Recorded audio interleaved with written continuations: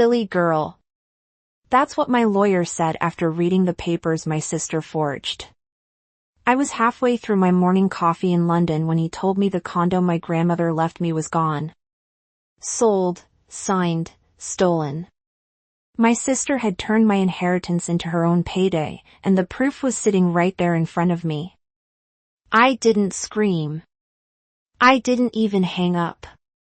I just stared at the window, watching the rain slide down like it already knew what I was about to do next. Because if my sister thought I'd stay quiet overseas, she had no idea what silence can do. I used to think distance protected me from family drama, from their constant comparisons, from the quiet looks that said I'd never be enough. Living in London gave me space to breathe, to build something of my own. My sister Victoria stayed behind in Florida, married well, became the perfect daughter everyone bragged about at church. Clara, my mother, adored her for it. And me, Eleanor, I was the dreamer who left. But there was one person who never made me feel small. Grandmother Alara, she was sunlight in a world of cold approval. Every summer, she'd brew lavender tea on her balcony overlooking Tampa Bay. The ceiling fan would hum while she told me stories about how she learned to start over after Grandpa died. "Don't let life make you small, Eleanor," she'd whisper, squeezing my hand. "You're meant to take up space." That condo wasn't just property. It was her legacy, a place soaked with her scent, her laughter, her love. When she passed, she left me the deed handwritten and signed with her soft cursive. It was her way of saying, "I see you. Even if no one else does."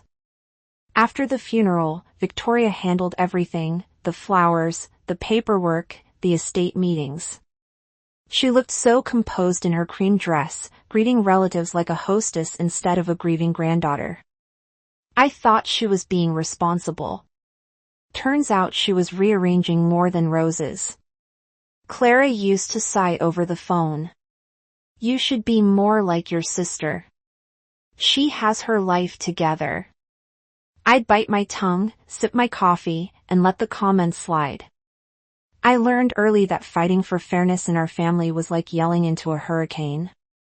So, when my lawyer Alistair called that morning when he said the condo had already been sold, I felt something inside me shift.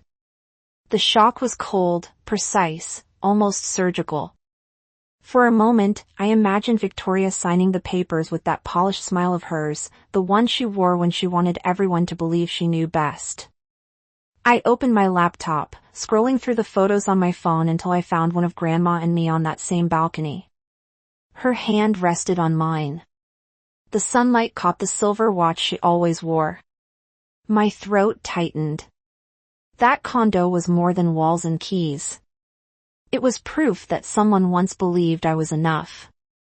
And now my sister had turned it into cash. The drizzle outside grew heavier, tapping against the window like a warning. I closed my eyes and whispered to no one. "Grandma, I'm sorry. I should have protected what you gave me." Then my phone buzzed again. A new email from my lawyer. Subject line: inconsistencies found. My heart stilled. Because deep down I already knew who was behind them. Alistair's voice carried across the crackling line. "Eleanor, there's something off about these documents," he said. "The notary stamps don't match and the signature looks rehearsed." I pushed my chair back, staring at the screen in disbelief. "Rehearsed?" I asked, though I already knew the answer. He hesitated, then exhaled. "Silly girl," he muttered softly. "Not at me, but at whoever thought they could get away with this. Your sister must have forged it." Those two words, "silly girl," cut deeper than he meant them to. They stuck in my head, repeating themselves until the meaning twisted. To him, it was an observation. To me, it was a challenge. My sister thought I was too naive, too distant, too trusting to notice. Maybe I had been, but not anymore. I minimized the call and opened my email. There it was, the scanned copy of Grandma's will that Alistair had sent months ago. The signature on the estate transfer looked similar, but not identical. The loops were tighter, the pressure heavier. Victoria always pressed too hard when she wrote. She liked leaving marks. Outside, the rain hadn't stopped. Drops slid down the window in crooked lines blurring the city. I felt the same blur inside me. Rage and disbelief folding into something sharper. Grandma had once said, if someone steals from you, they're not taking what's yours. They're revealing who they are. Now I finally saw who Victoria really was. Alistair cleared his throat on the line. Listen, Eleanor, don't confront her yet. If she altered legal records, we'll need proof. I'll start pulling the property logs and payment files. You just stay quiet for now. I nodded, even though he couldn't see me. Okay, I said, my voice flat, controlled. Just find out how deep it goes. After he hung up, silence filled the apartment, the kind that hums in your bones. I stared at my hands, trembling slightly over the keyboard. It wasn't just about the condo. It was about every dinner table where Victoria had outshone me, every eye roll when I mentioned art school. Every time Clara said, "You're too emotional." Maybe I was, but emotion was what made me human. And this time, it was going to make me dangerous. I spent the next few hours digging through old emails, Grandma's letters, the digital scans, even old photos of her handwriting. Every stroke, every loop became evidence. When I compared them side by side, there it was, the difference, clear as daylight. The forged signature looked almost perfect. Almost. That almost would destroy her. By midnight, I was surrounded by papers and empty mugs. I sent Alistair the images and typed one final line before hitting send. She thought I wouldn't notice. She was wrong. My phone buzzed almost immediately. A notification from a blocked number. A text. You've been asking questions. I froze. The message had no name, no punctuation, just that one sentence. My breath caught, pulse pounding. I typed back, "Who's this?" No reply, just 3 dots appearing, then disappearing. The next morning, my phone rang again. The screen flashed a name I hadn't seen in months. Victoria. For a full minute, I stared at her name glowing on my screen. Part of me wanted to ignore it. The other part, curiosity, anger, maybe both, made me swipe to answer. L. Her voice burst through, sugary and loud. You won't believe how busy I've been. I finally sold Grandma's condo. Closed the deal last week. My fingers tightened around the phone. You sold it? Yep, she said proudly. Cash offer, $320. The realtor said I handled it like a pro. Anyway, I wanted to thank you for not getting in the way. I know all that legal stuff overwhelms you. I didn't speak, not because I couldn't, but because if I did, my voice would tremble from fury. And hey, she continued, cheerful as ever, I'm sending you $10,000 next week. I figured you could use a little help with rent over there. $10,000 from my inheritance. Victoria, I said slowly. You do realize that condo was mine. She laughed lightly like I'd made a joke. Oh, come on. Grandma wanted it for both of us. You're off in Europe living your art dream. I handled everything for the family. For the family, she said it like a badge of honor. You forged her signature, I said flatly. Her tone shifted, sharper, colder. Watch it, Elle. You don't know what you're talking about. I took a slow breath. Actually, I do. Alistair found inconsistencies. Stamps that don't exist. Handwriting that doesn't match. Silence. Then a forced laugh. You're being dramatic again. Maybe that lawyer of yours wants more money. Don't embarrass yourself. She hung up before I could answer. For a few seconds, I stood there staring at my reflection in the rain-streaked window. My heart wasn't racing. It was steady. Terrifyingly steady. I replayed the call, pressed record, and saved the audio. Proof.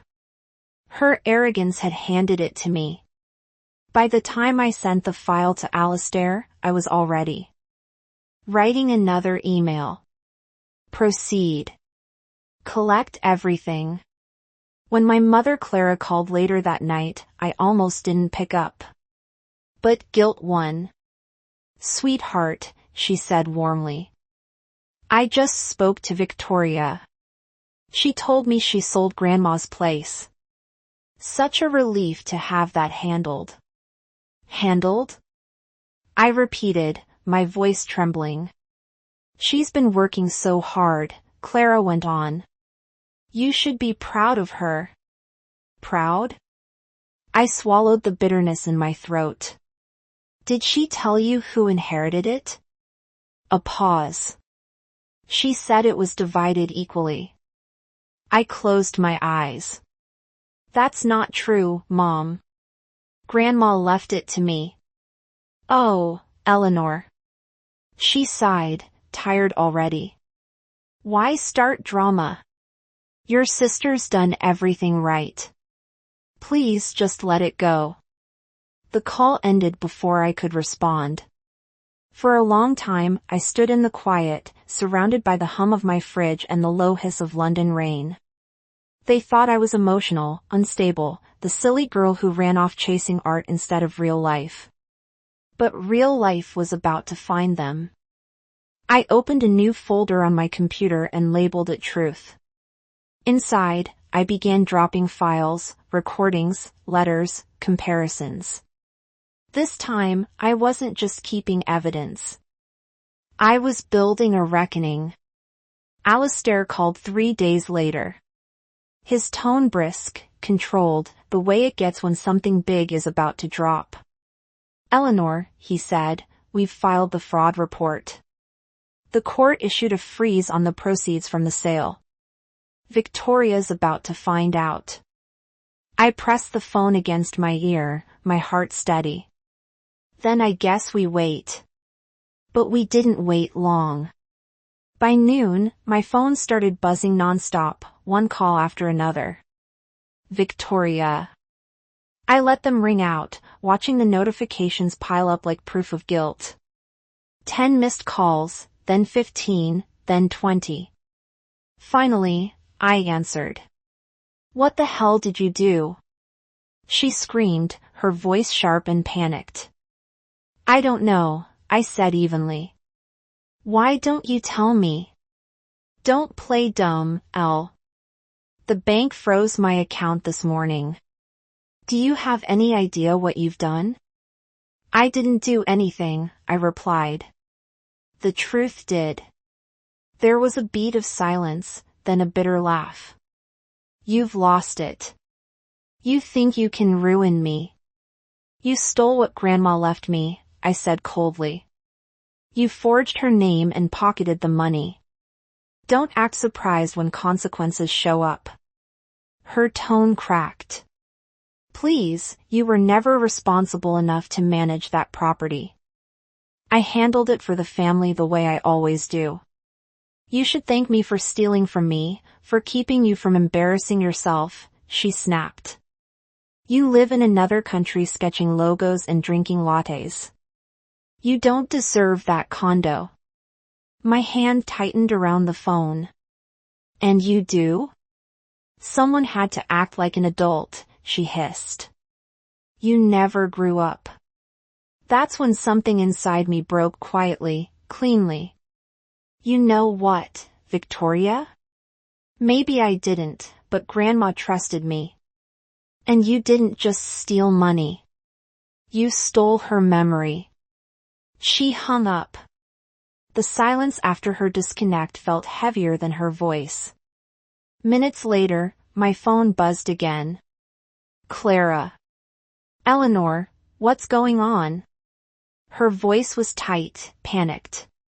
Victoria's in tears. She says you filed a fraud case. Is that true? It's true, I said softly. Because she forged Grandma's documents. Don't be ridiculous, Clara snapped. Your sister would never. She's been handling everything responsibly.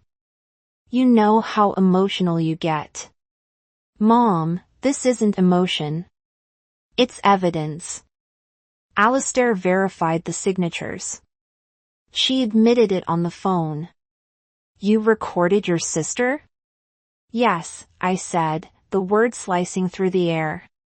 Because no one ever believes me unless I prove it. A pause. Then the familiar sigh, the one that had followed me since childhood. You used to be kind, she said finally. I don't know what happened to you. The call ended, leaving me alone with the sound of rain and my reflection, cold, unfamiliar, unflinching. For years, they had mistaken silence for weakness. Now silence was my weapon. 2 nights later, my phone lit up again. Unknown number. I almost ignored it until I saw the name attached. Owen Pierce.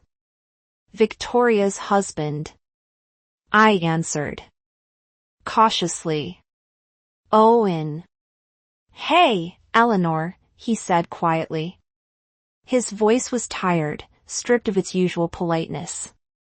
I hope I'm not crossing the line, but I think you deserve to know the truth. I stayed silent. I didn't know what she'd done, he continued. She told me you'd given up your claim. I didn't ask questions, but after everything blew up, the frozen account, the bank calls, I started checking things myself. And he exhaled. She forged it. Eleanor, the will, the notary, everything. She said you wouldn't notice from overseas. I confronted her yesterday. She broke down. Said she deserved it more. She spent part of the money on a new house. It's gone. The world went quiet around me.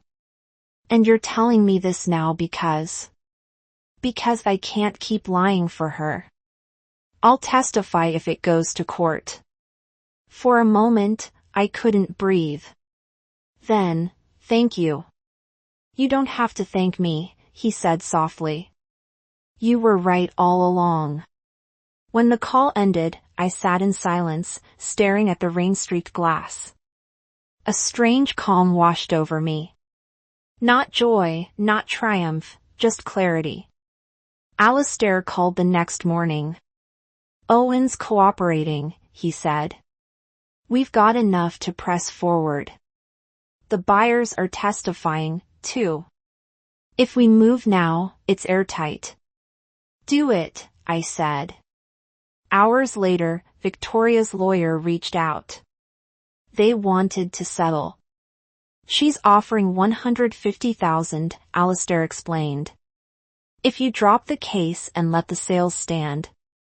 I laughed, bitter and low. Half the value of what she stole. No.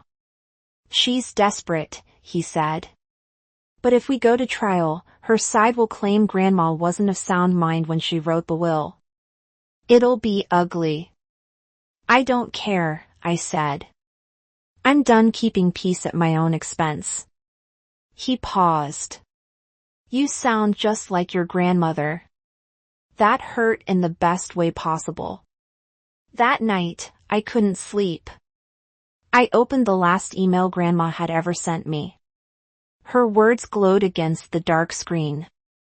If I ever leave you something, know it's not charity. It's a promise. A promise that you'll keep living boldly. That's when I knew what to do. The next morning, I told Alistair I'll settle, but on my terms. He raised an eyebrow. Which are 4 things, I said. First, she writes a notarized apology admitting everything. Second, she repays every cent to the buyers from her own account. Third, she sends a letter to our parents explaining what she did. And fourth, she agrees legally to never contest another inheritance again. He blinked, then smiled slowly. Poetic, brutal. I'll draft it. By sunset, he called back. She agreed. What she's signing now? Her lawyer said she just wants it to end. When the PDF arrived, I opened it with shaking hands. The first page began, Victoria Pierce acknowledged that I falsified legal documents related to the estate of Alara Monroe.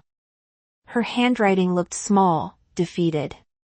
I read it twice, then forwarded it to Alistair with a single line, justice served.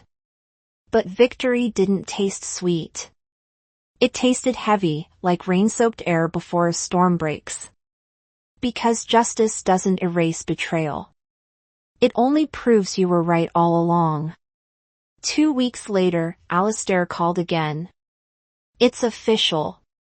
The property's back under your name, funds released, buyers reimbursed.